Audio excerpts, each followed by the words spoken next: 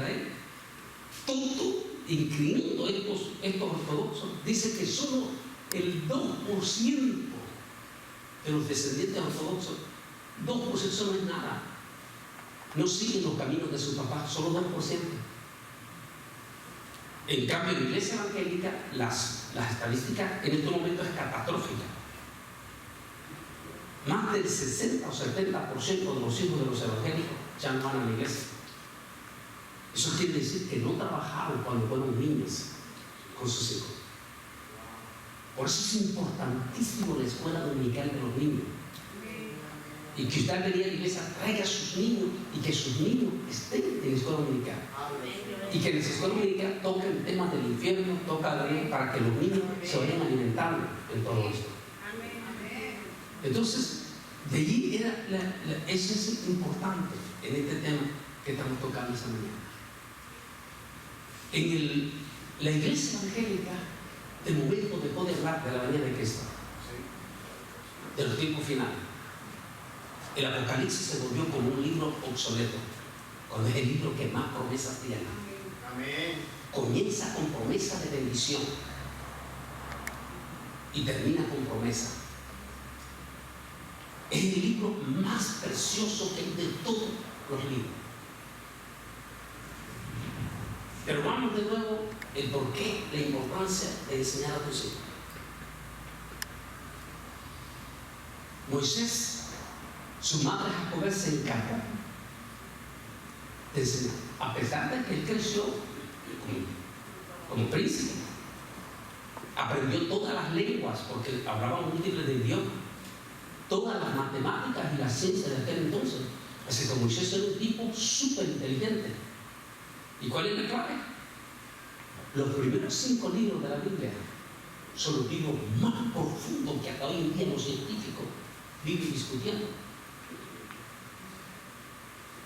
Y por ejemplo, todita la ley civil judicial que existe en el mundo viene de ahí.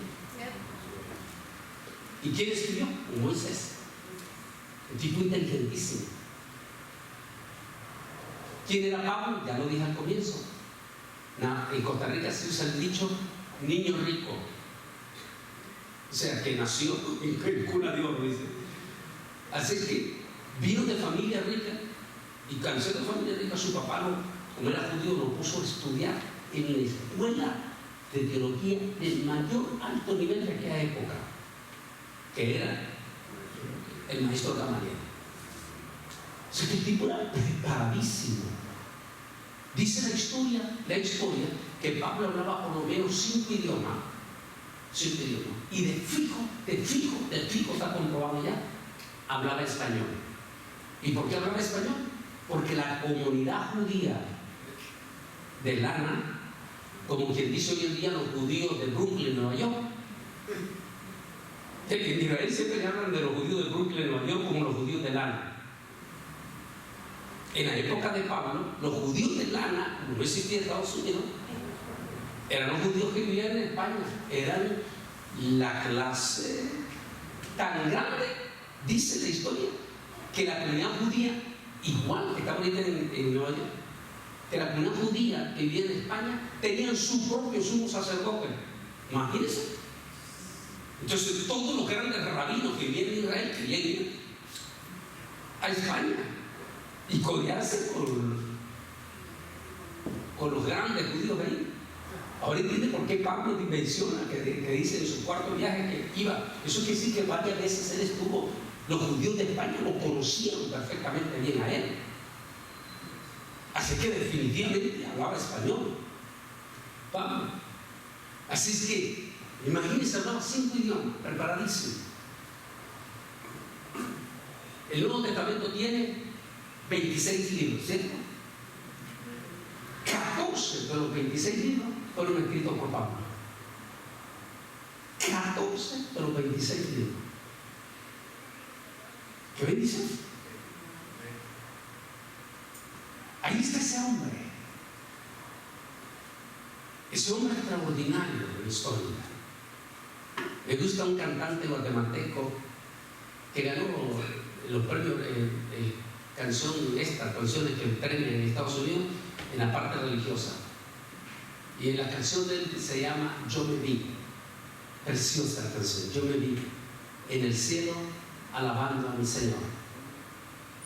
Y allá él comienza a narrar y dice: quizás me tope, dice, con Bernabé y Pedro, y a lo mejor me tome un café con Pablo.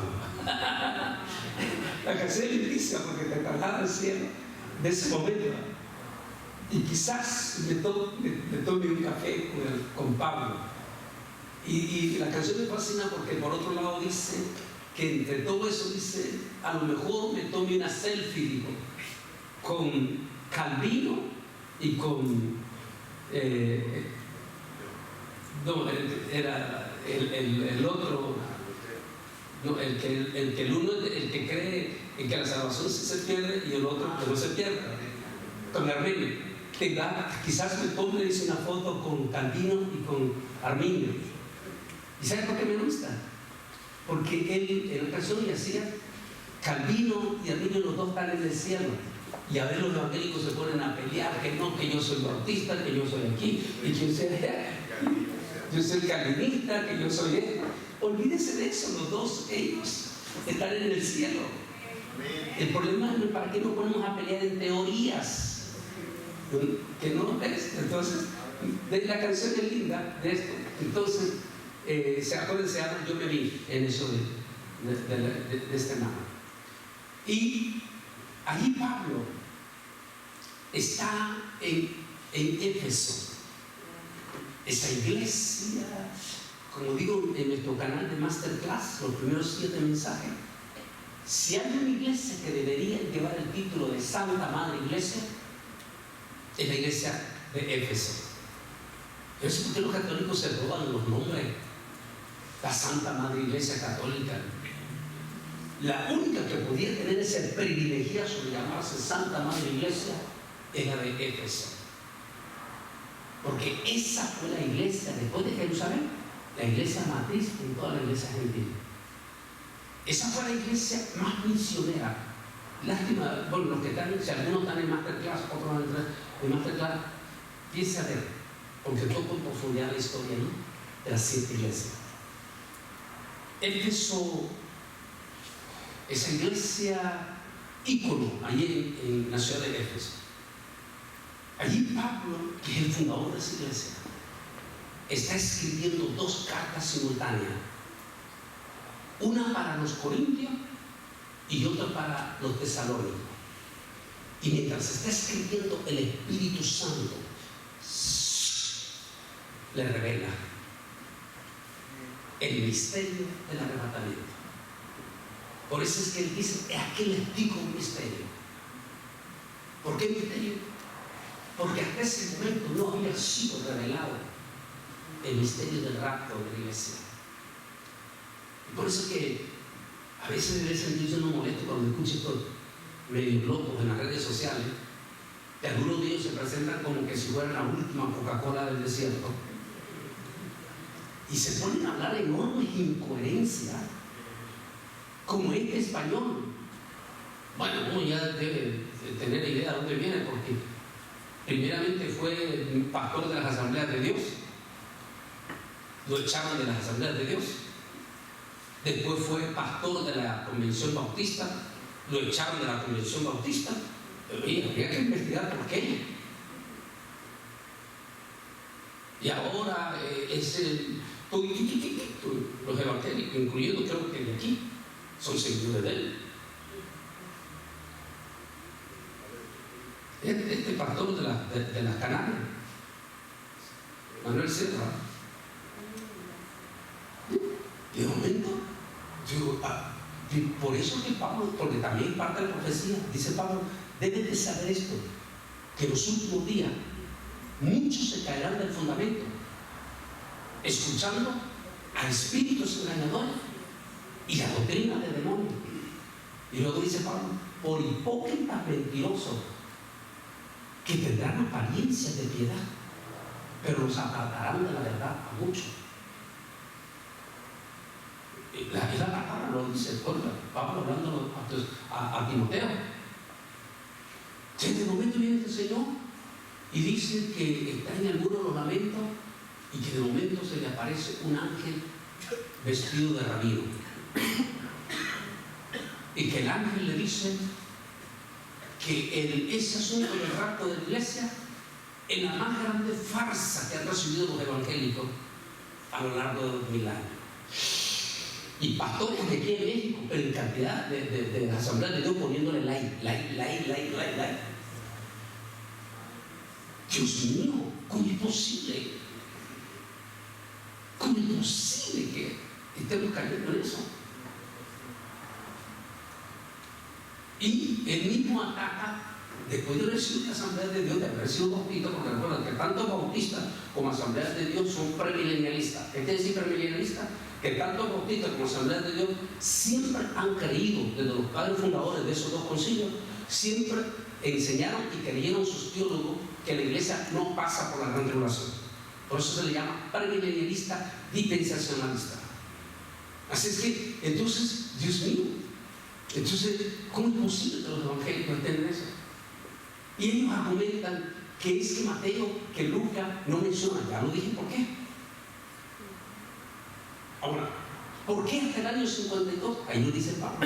El Espíritu Santo le revela a Pablo y dice: aquí les digo un misterio.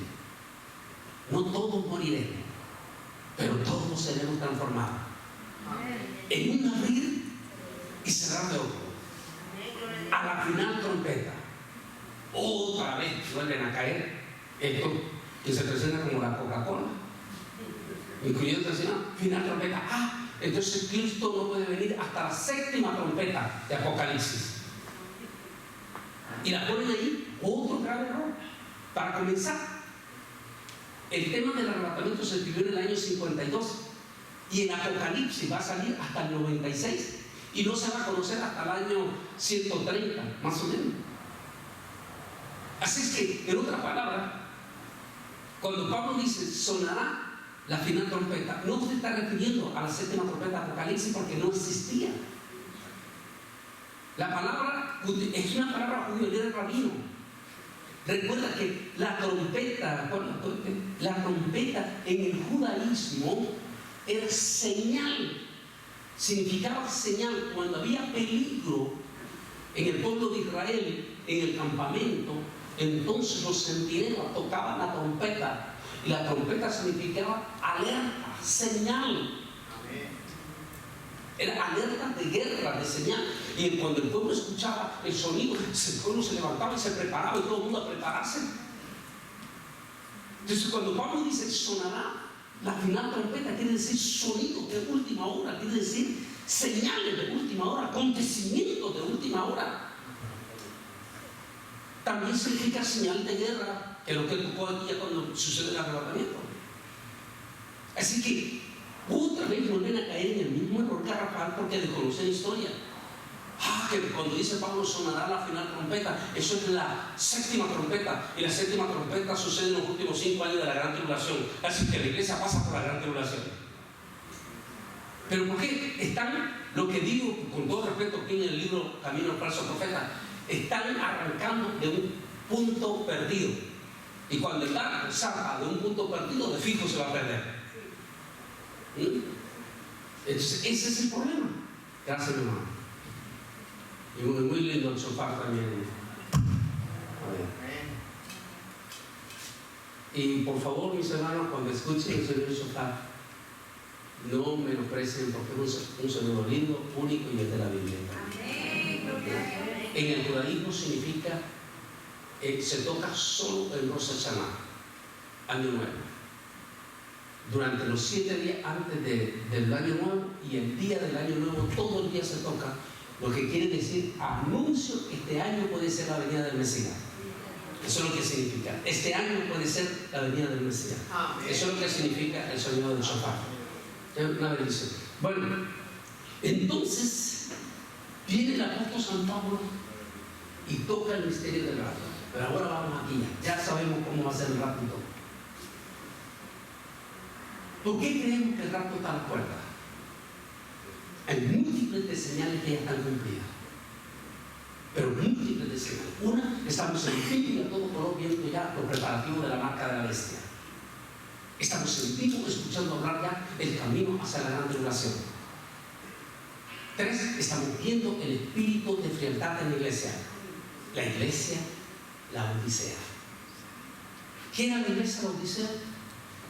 A veces, yo lo escribo en el libro de Israel, la noche se nos terminó, Israel le escribo la profecía, escribo, porque esta es la tercera edición, que a nosotros nos habían enseñado en la escatología en aquel momento, de que la iglesia de la Odisea era la iglesia de la apostasía de la gran tribulación.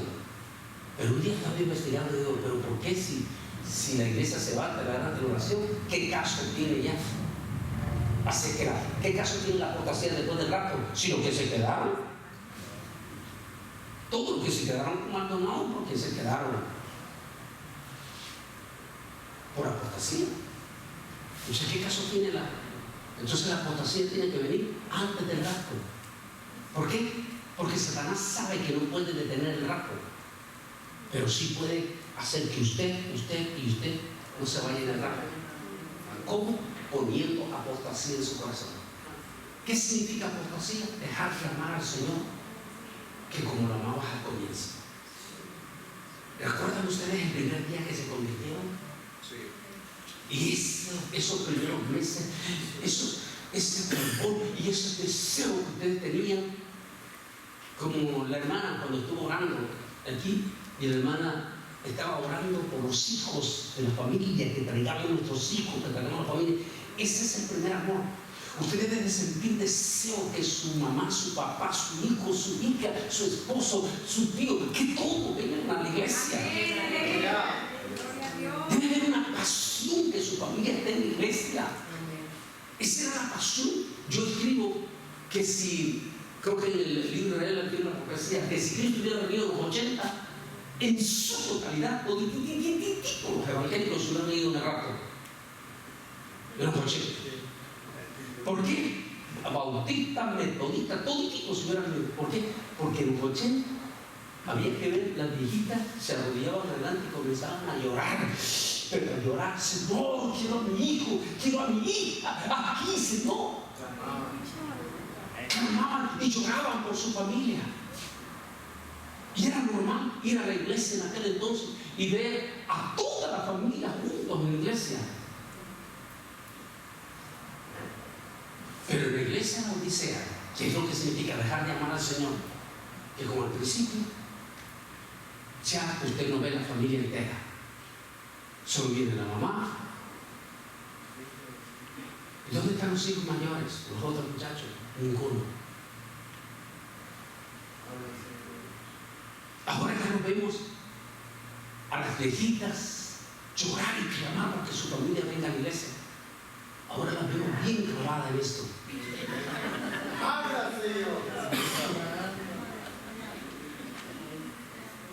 Hemos perdido la pasión por la familia. Ya no lloramos por la familia. Ya no clamamos porque nuestra familia esté en el Señor. El primer amor no solamente es ganar a tu familia, es ganar a tu vecino, a tu amiga, es ganarlo, es contagiarlo. Una de las cosas que he aprendido es que nunca pierdo la oportunidad. Cuando yo fui llamado a los 16 años, y antes de cumplir 17 años tuve una experiencia en visión con el Señor. Eso fue mi llamamiento. Y después, 3 días después, yo fui a una iglesita sencilla, humilde, pentecostal, de asamblea, y allí fui bautizado por el Espíritu Santo. Y después me metí en un ayuno de 40 días. Y en el día número 40, la segunda vez que escuché, la primera vez que me apareció y la segunda vez, su voz audible. Y allí él me dijo en voz audible: hace unos años llevé un cantante lindo que algún día se lo voy a traer aquí si el Señor me permite volver. Igner Benítez. Y llevé a este cantante que es muy querido en la comunidad centroamericana. Y Igner fue conmigo con otro muchacho que lo acabo de tener en mi programa Mundo Actual, es el tercero en el poder del gobierno de Bukele ahorita. Y Cristian Flores. Ellos dos me los llevé allá a Honduras para que ellos fueran testigos oculares, el lugar donde dicen el ayuno de 40 días, y ese árbol que todavía está allí, donde recibí esa noche la segunda vez la voz audible del Señor. Y Él me dijo: yo te voy a llevar, me dijo esa palabra en voz audible, yo te voy a llevar a preparar a los niveles más altos. Me dijo: porque tú vas a tener un ministerio semejante al de mi siervo Pablo. Tú vas a hablar a mi pueblo de Israel y a mi iglesia gentil. Y era un niño jovencito yo, y venía del judaísmo de mi abuelo ahí, y yo era tenía un poquito de prejuicio ahí también. Y el Jesús me dice: Señor, vas a hablar a Israel. Y yo sabía que los judíos no creían a los cristianos. Y cuando el Señor me dijo: vas a hablar a los judíos, y yo dije: yo a los judíos. Me dijo: no solo eso, y vas a hablar a mi iglesia de Israel. Pero si yo sabía que entonces entre el cristianismo había mucho antisemitismo. Y decía: sí, Dios mío, claro, los evangélicos de Israel. Y el Señor dice: a los dos pueblos vas a hablar. Y yo, me dijo, te voy a llevar ante gobernadores, ante reyes y ante militares. Y tú hablarás mi palabra a él. Al ser un niño que yo salgo de Nicaragua con la guerra, como era menor de edad, salí porque salió de los periódicos. Fue el momento más duro de mi familia, porque era líder estudiantil. Y cuando se dio el problema de la guerra, Somoza ordena que esos 33 líderes nacionales, él los quería, ya sabíamos para qué, para matarlos. Entonces yo salgo en la lista, mi familia entra en una crisis grandísima porque estoy en la lista. Así que yo busco de inmediatamente. Él entra a Naciones Unidas en protección. Mire cómo Dios lo hace todo perfecto. Amén. Lo hace en protección, y a partir de ese momento yo salgo bajo protección de Naciones Unidas, fuera del país. Pero al ser menor de edad, Naciones Unidas toma tutería mía al ser menor de edad. ¿Qué quiere decir? Que todos los estudios que vienen adelante iban a ser postergados por Naciones Unidas. Mire cómo Dios es perfecto. Y te